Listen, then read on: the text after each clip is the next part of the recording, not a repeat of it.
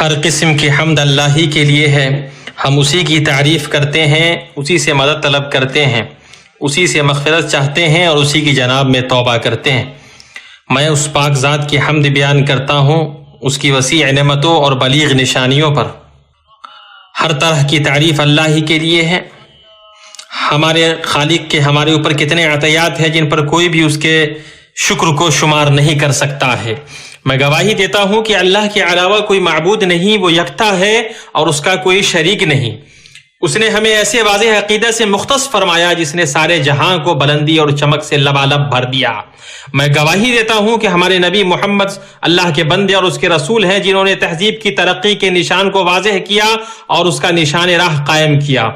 اے اللہ، درود اور نہ ختم ہونے والا مبارک و پاک سلام نازل ہو آپ پر، آپ کی آل پر جو مخلوقات میں چنیدہ اور سیرت کے اعتبار سے پاکیزہ ہیں، آپ کے پاک باز صحابہ کرام پر جو عظمت کی ثریا کی بلندی پر فائز ہیں، اور تابعین پر اور بھلائی کے ساتھ ان کی اتباع کرنے والوں پر۔ اے اللہ کے بندو، اللہ سے ڈرو، جو اس سے ڈرے گا وہ اس کی حفاظت اور نگہبانی میں رہے گا۔ اے اللہ کے بندو، اللہ سے ڈرو، جو اس سے ڈرے گا وہ اس کی حفاظت اور نگہبانی میں رہے گا۔ اے ایمان والو، اللہ تعالیٰ سے ڈرو اور سیدھی سیدھی سچی باتیں کیا کرو تاکہ اللہ تعالیٰ تمہارے کام سنوار دے اور تمہارے گناہ معاف فرما دے، اور جو بھی اللہ اور اس کے رسول کی تابعداری کرے گا اس نے بڑی مراد پالی۔ رحمان کے تقوی کو لازم پکڑو اور اس سے مدد طلب کرو تو وہ اپنی طرف سے حیرت انگیز چیزوں کے ذریعے تمہاری مدد کرے گا۔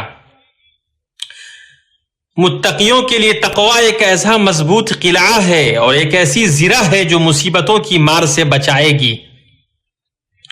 موجودہ بھڑکتے ہوئے چیلنجز اور بحرانوں اور نت نئی تبدیلیوں اور سخت تنازعات کے سائے میں بعض دلوں پر کالے شبہات اور مائل کج خیالات کے پردے پڑ جاتے ہیں جو امت کی فکری اور تہذیبی راہ میں رکاوٹ بنتے ہیں، اور جو وقتاً فوقتاً اوقات میں راہ کو سدھارنے اور صحیح نشانات کو واضح کرنے، شعار کو جلا بخشنے اور اس واضح تابناک نہج کو بیان کرنے کے لیے سنجیدہ پیش قدمی کو ضروری بناتے ہیں، جس پر ہمارے سلف صالح اہل سنت والجماعت رضی اللہ عنہم اجمعین تھے، جو لوگوں کے مابین تمام زمانوں اور مختلف نسلوں میں وہ سب سے بہتر ہیں۔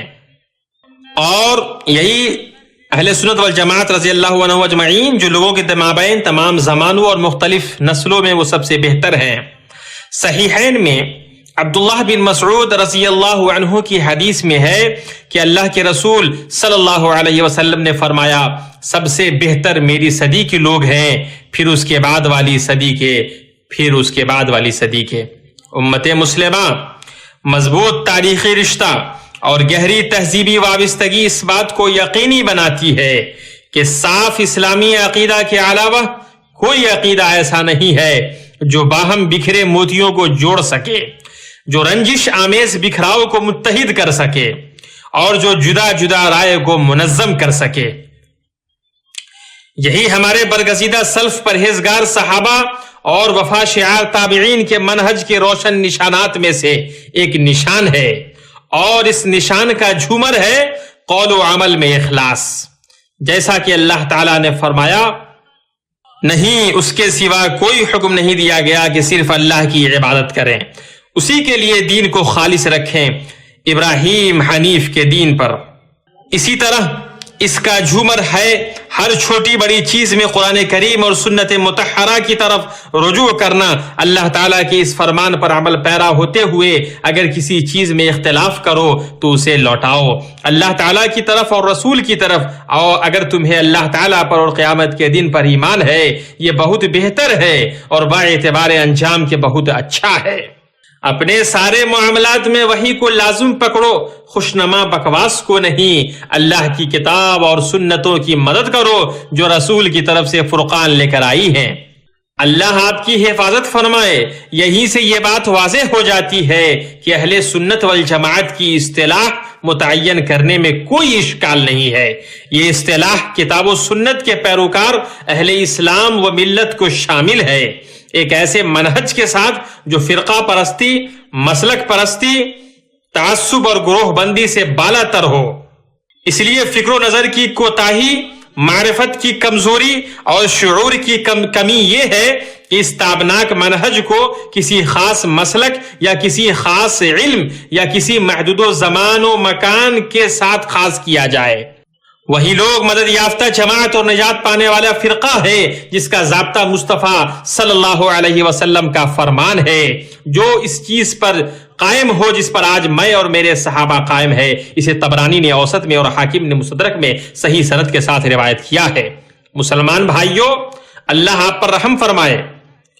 اہل سنت والجماعت کے منہج کے تابناک نشانات میں سے ایک ایسا نشان ہے جو ان کی خاص ترین خصوصیتوں سے ہے، بلکہ جو ان کے چمکدار منہج کی واضح علامت ہے، وہ اس کی طرف منسوب ہے اور اسی سے پہچانے جاتے ہیں، اور وہ ہے جماعت کو لازم پکڑنے کا شعار جو سمع و طاعت کا متقاضی ہے۔ اللہ عز و جل نے فرمایا، اللہ تعالیٰ کی رسی کو سب مل کر مضبوط تھام لو اور پھوٹ نہ ڈالو۔ ابن مسعود رضی اللہ عنہ نے کہا، اللہ کی رسی جماعت ہے۔ ابن عمر رضی اللہ عنہما سے روایت ہے کہ نبی صلی اللہ علیہ وسلم نے فرمایا، میری امت گمراہی پر متفق نہیں ہو سکتی، سو تم جماعت کو لازم پکڑو کیونکہ اللہ کا ہاتھ جماعت کے ساتھ ہے۔ اسے طبرانی نے صحیح سند کے ساتھ روایت کیا ہے۔ سلف رضی اللہ عنہم اور ان کے راستہ اور ہدایت پر چلنے والے لوگ تفرقہ، اختلافات، بٹوارے اور گروہ بندی سے پوری طرح دور ہے۔ یہ چیزیں منظم جماعت کو ٹکڑے ٹکڑے کر دیتی ہیں اور باعزت اجتماعیت کو بکھیر دیتی ہیں۔ ایمان والی امت سلفی منہج اہل سنت والجماعت کے عظیم ترین نشانات میں سے قول و عمل میں میانہ روی اور اعتدال پسندی ہے، اور خالص وسطیت یہ ہے کہ ظاہر و باطن میں سب سے بہتر مخلوق کا طریقہ لازم پکڑا جائے۔ ہدایت یافتہ خلفائے راشدین اور تمام صحابہ رضی اللہ عنہم کے راستے کی پیروی کی جائے، اور بدعتوں اور نئے طریقوں سے دور رہا جائے، اور ہوا پرستوں اور گمراہ لوگوں کی مخالفت کی جائے۔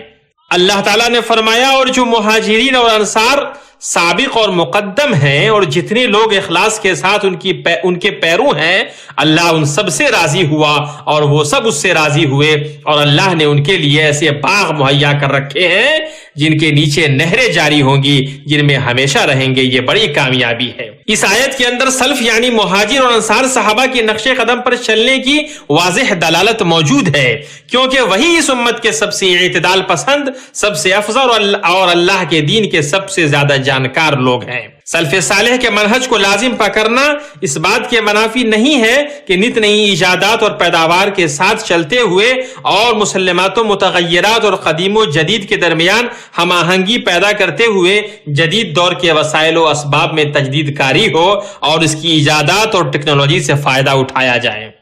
مومنوں کی جماعت واقعی تکلیف دہ بات یہ ہے کہ ہم دیکھ رہے ہیں کہ منظم دہشت گردی اور خطرناک جنگی جرائم کے ساتھ اس اسلاف امت کے راستے پر گامزن اسلامی ہستیوں کو ان کے سربراہوں، علماء، رموز اور ملک کی سطح پر دانستہ نشانہ بنایا جا رہا ہے۔ اس کے لیے عالمی دہشت گردی کے داعیان ایک دوسرے کو دعوت دے رہے ہیں، اور ملک شام خصوصاً اٹل حلب میں جو انسانی ٹریجڈی جاری ہے وہ ایسا کھلا تلخ نمونہ ہے جو بدصورت چہرہ کو اور اسلام سے وابستہ ہر چیز کے تئیں کھلی دشمنی کو بے نقاب کرتا ہے۔ اے حبیب تیرے رحمان تیرے لیے ہو جائے، اور کشادگی اللہ کے حکم سے آنے ہی والی ہے۔ اسی طرح باعث تکلیف بات یہ ہے کہ ہم متاخر ادوار اور خلف میں فرزندان ملت کے کچھ لوگوں کو دیکھ رہے ہیں کہ انہوں نے سلف کے منہج سے بے اعتنائی برتتے ہوئے اہل انحراف و ضلالت کی بہت ساری راہوں کو اختیار کیا جہاں پیر پھسلتے ہیں، اور شریف اسلاف اور ان کے واضح تابناک منہج کی مخالفت کی۔ پھر انہوں نے اپنے آپ کو اندھے فتنوں کی کھولتی ہانڈیوں اور بھڑکتے میدانوں میں ڈال دیا، اور تیزی کے ساتھ امت کی کچھ فرزندوں کو غیر معروف جھنڈوں اور جاہلی نعروں کے تحت فتنوں اور کشمکش کے گڈھوں میں ٹھوس دیا جہاں اعتدال اور وسطیت سے دوری ہے، اور اللہ کی راہ میں اس فریضہ جہاد اور اس کے شرعی ضوابط کا مسخ ہے جو اسلام کے کوہان کی چوٹی ہے۔ بلکہ انہوں نے املاک کی تباہی اور مسجدوں، یونیورسٹیوں اور ہسپتالوں میں بمباری جیسے بعض دہشت گردانہ کام انجام دینے پر بھڑکایا۔ یہ سب انہوں نے صحیح نقل اور صریح عقل اور سلف کے شفاف منہج کی خلاف ورزی کرتے ہوئے اور شریعت کے مقاصد و اہداف اور شرعی سیاست اور اس کی تعلیمات کا اعتبار کیے بغیر کیا۔ کچھ دیگر لوگ ہیں جن کی کوشش دنیاوی زندگی میں رائے گاں گئی اور وہ سمجھ رہے ہیں کہ انہوں نے اچھا کام کیا ہے۔ وہ کھوکھلا وعدہ ہوا میں مارتے ہیں اور عصبیت اور دھمکی کے گڑھوں میں گرتے ہیں۔ وہ اپنی گمراہیوں میں مگن ہیں اور اپنے اندھیروں میں غرق ہیں۔ ان کی اقوال سب سے بڑے کبیرہ گناہوں میں سے ہیں اور ان کی افعال واضح ترین جرائم میں سے ہیں۔ کیا یہ دانشمندی ہے، حکمت و عقل مندی ہے کہ مصیبتوں اور بحرانوں کی سیاسی خیالات اور فکری وابستگیوں کے لیے یا نعرے بلند کرنے، سودا بازی، کردار کشی اور تہمت تراشی کے لیے استعمال کیا جائے؟ یہ تفریط اور بیزاری ہے اور اللہ کا دین اس میں غلو کرنے والے اور اس سے بیزاری برتنے والے کے بیچ ہے۔ امت کی خدمت اور اس کے مفادات کی حفاظت چمگادڑوں یا فالتو لوگوں کی ٹولی کا کوئی جاہل کر سکتا ہے؟ نہ بے وقوف، نہ غدار، نہ نفرت پھیلانے والا۔ جس نے تشدد اختیار کیا اس نے متنفر کیا، اور جس نے نرمی برتی اس نے محبت پھیلائی، اور پورا خیر سلف کی اتباع میں ہے۔ اہل سنت والجماعت کے عظیم نشانات اور مثالی فضائل میں سے یہ ہے کہ وہ عقیدہ کو اخلاق و اقدار سے جوڑتے ہیں، خون کے معاملہ کی تعظیم کرتے ہیں اور تشدد اور تفکیر کے راستوں سے دور رہتے ہیں۔ وہ نہ حکمرانوں کے خلاف بغاوت کرتے ہیں، نہ امت پر ہتھیار اٹھاتے ہیں، اور نہ دنیاوی مفادات یا فکری رجحانات کی خاطر اس شرعی بیعت کو توڑتے ہیں جو بحیثیت عقیدہ، عبادت اور نیکی، مشکل اور آسانی اور کشادگی اور تنگی میں ضروری ہے۔ شرعی اصول اس بات پر دلالت کرتا ہے کہ عوام پر حکمران کی حکمرانی مصلحت سے جڑی ہوئی ہے، اور اس بات پر موقوف ہے کہ عوام کی زبانیں فتنے بھڑکانے اور مفاد پرست افواہیں پھیلانے سے باز رہیں۔ امام شافعی نے کیا ہی اچھی بات کہی ہے کہ ہر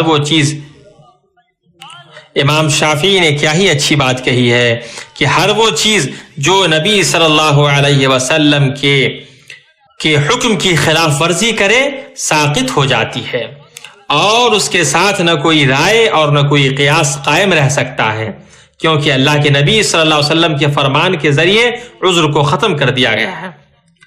امام شاطبی رحمہ اللہ کا قول ہے کہ شریعت بنانے کا شرعی مقصد یہ ہے کہ مکلف کو اس کی خواہش نفس سے نکالا جائے تاکہ اللہ تعالیٰ کا اپنے اختیار سے بندہ بن جائے، جس طرح وہ تخلیقی طور پر اللہ کا بندہ ہے۔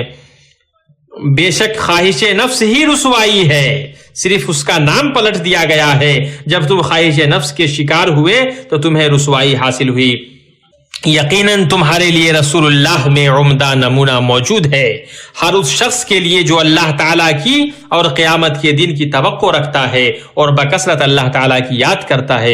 اللہ تعالیٰ مجھے اور آپ کو قرآن و سنت میں برکت عطا فرمائے، مجھے اور آپ کو اور اس کی آیات و حکمت سے فائدہ پہنچائے۔ میں اپنی بات یہ کہتا ہوں اور عظمت والے رب سے اپنے لیے اور آپ کے لیے تمام طرح کے گناہ اور خطا سے مغفرت طلب کرتا ہوں۔ آپ بھی مغفرت طلب کیجئے اور اس کی جناب میں توبہ کیجئے، بے شک وہ توبہ کرنے والوں کو معاف فرماتا ہے۔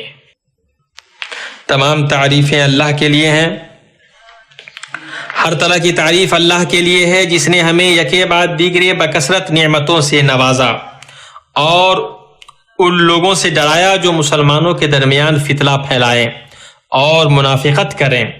درود و سلام ہو چنیدہ نبی پر اور ان کے آل پر، ان کے اصحاب پر اور تابعین پر، اور جو بھلائی کے ساتھ قیامت تک ان کی پیروی کریں۔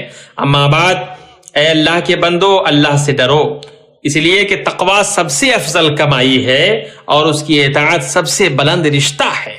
ایمانی بھائیو، اللہ نے اپنے فضل سے ہمارے ملک بلاد حرمین شریفین مملکت سعودی عرب کو اہل سنت والجماعت کا دل، عالم اسلام کی توجہ کا مرکز اور عمومی طور پر عالمی وزن کا مالک بنایا ہے۔ اپنی پوری روشن اسلامی تاریخ میں سلفی عقیدہ، تجدیدی اصلاحی دعوت، وسطی معتدل منہج کے سائے تلے جی رہا ہے۔ اس ملک نے کتاب و سنت پر عمل کرنے، بدعات و خرافات اور شاذ آراء و گمراہیوں سے باز رہنے کے باب میں انبیاء کے سردار، فاضل صحابہ اور ہدایت کے متقی وفا شعار ائمہ کا طریقہ اپنایا، جس کے نتیجے میں اس مضبوط دین کو استحکام حاصل ہوا۔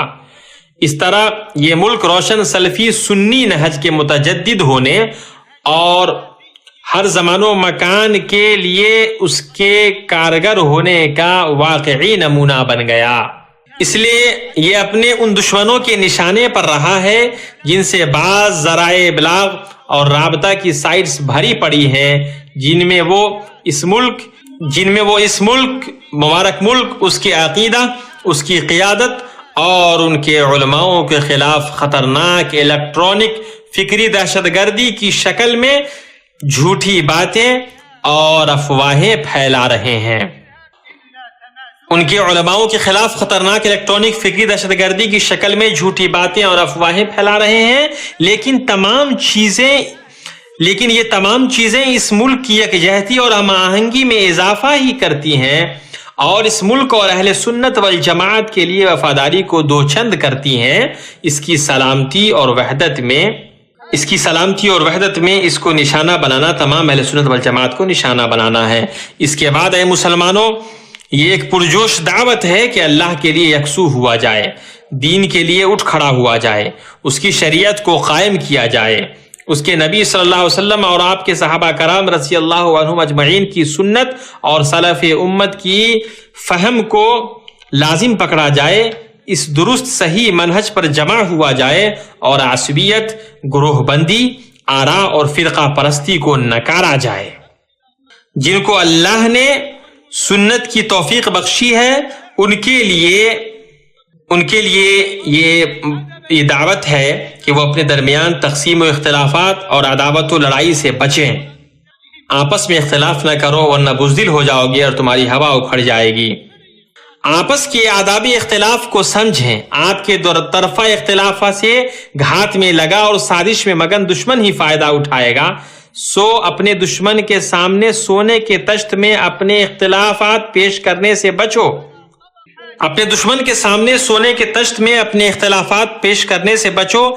اہل سنت والجماعت کی وحدت کی حاجت بلکہ ضرورت کسی اور زمانے کی بنسبت اس زمانے میں زیادہ ہے جس میں انہیں ایک ہی کمان سے تیر کا نشانہ بنایا گیا، لیکن مدد اور بہتر انجام انشاءاللہ انہی کے لیے ہے۔ چنانچہ تمہارے لیے ضروری ہے کہ اے اللہ کے بندو کہ سلف و صالح رضی اللہ عنہم کی راہ کو اختیار کرو، جیسا کہ امام دار الحجرت امام مالک رحمہ اللہ کا قول ہے کہ اس امت کے آخری حصے کا معاملہ ہرگز سدھر نہیں سکتا مگر صرف اسی چیز سے جس سے اس کے پہلے حصے کا معاملہ سدھرا، اور اس سے بلیغ اور قوی اللہ کا قول ہے، اور یہ کہ یہ دین میرا راستہ ہے جو مستقیم ہے، سو اس راہ پر چلو اور دوسری راہوں پر مت چلو کہ وہ راہیں تم کو اللہ کی راہ سے جدا کر دیں گی۔ اس کا تم کو اور اللہ تعالیٰ نے تاکیدی حکم دیا ہے تاکہ تم پرہیزگاری اختیار کرو۔ نبی امین پر پھول اور خوشبو پھیلانے والا درود و سلام بھیجو، جیسا کہ ذوالجلال والاکرام نے اپنی شاندار ترتیب والی محکم کتاب میں حکم دیا ہے۔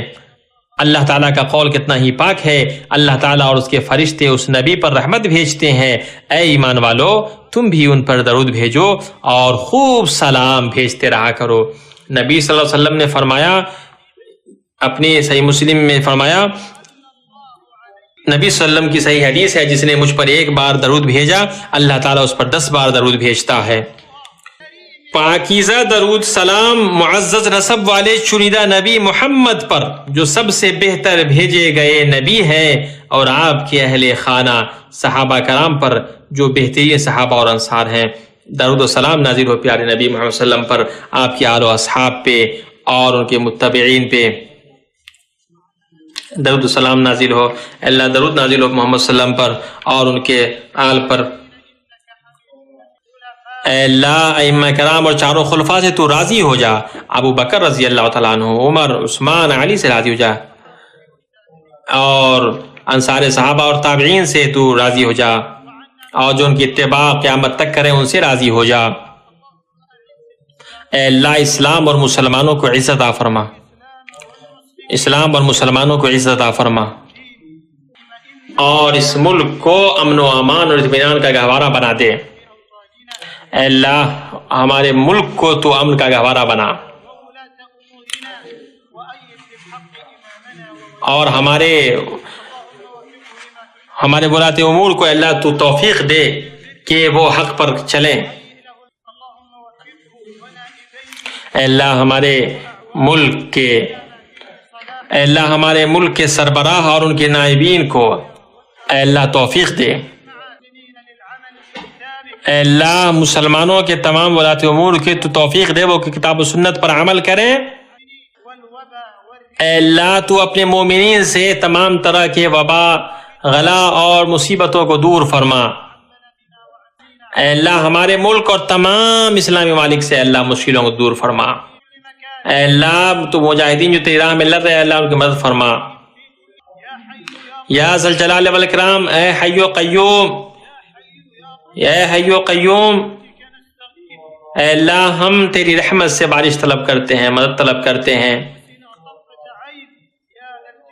اے ذو الجلال والاکرام، اے اللہ فلسطین کے مسلمان بھائیوں کی مدد فرما۔ اے اللہ مسجد اقصی کی مدد فرما۔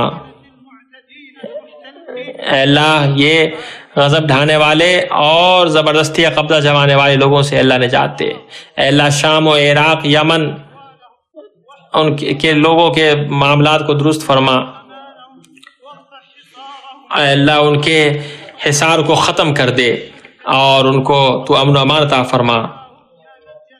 اے ذو الجلال والاکرام، اے اللہ ہم سے فتنوں کو دور فرما۔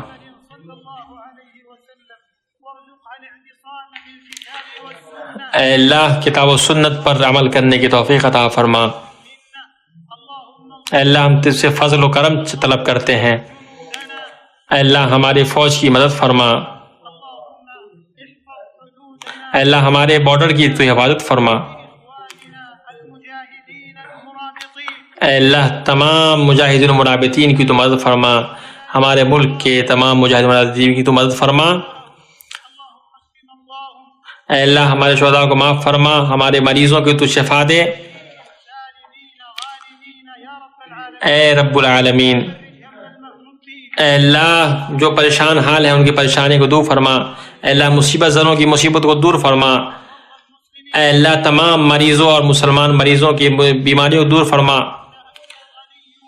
تو ہی غنی ہے اور ہم فقیر ہیں۔ اے اللہ ہم پہ تو اپنی مدد فرما، نازل فرما اور ہمیں مایوس لوگوں میں، نا امیدوں میں نہ فرما بنا۔ اے حی و قیوم، اے ذو الجلال والاکرام، اے اللہ ہم تم سے دنیا میں بھی بھلائی طلب کرتے ہیں اور آخرت میں بھی بھلائی طلب کرتے ہیں اور تو ہمیں جہنم کے عذاب سے بچا۔